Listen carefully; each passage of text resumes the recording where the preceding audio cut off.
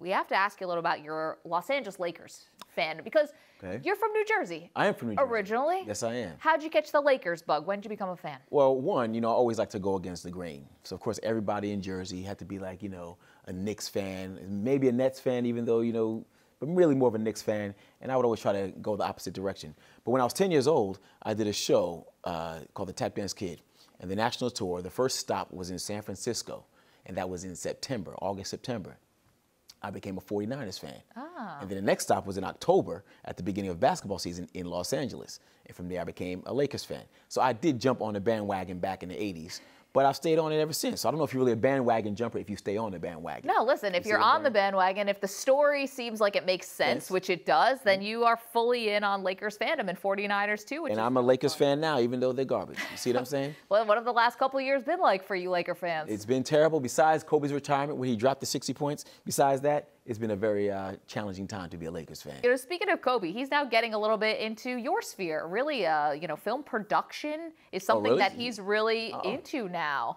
Any advice for the Black Mamba? Any advice? I mean, I would say, he's a winner. He knows how to win, so do your thing, brother.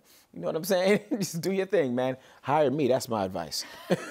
Yeah, well, we know he's got deep pockets. That's obviously Exactly. true. He's going to be able to do that. I mean, is there something that an athlete can apply to succeed in your world? I mean, in this, it's a little bit here's different, the thing. I mean, I do know that Kobe is like, he's very detail-oriented. He does put in the work. He doesn't just like show up on the court and start playing. He does a lot of the homework ahead of time before he gets there. And that's the same thing I think he would need to do in this business, is just do all the homework before you just jump in and put your money into something and say, I'm going to back that movie.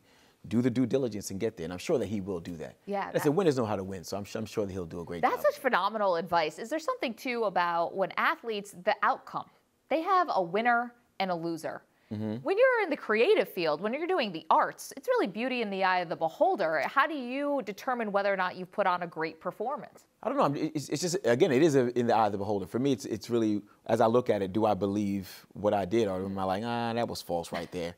Because a lot of times, too, you will get applause and you will get people, lauding you for doing great work in something, but then you look at it and you're saying that doesn't really line up. So it is, again, in the eye of the beholder. I would think, say, for example, with Kobe in terms of a producer, well, no, you put money in, did you get your money back? If you did not get your money back, you lost, brother.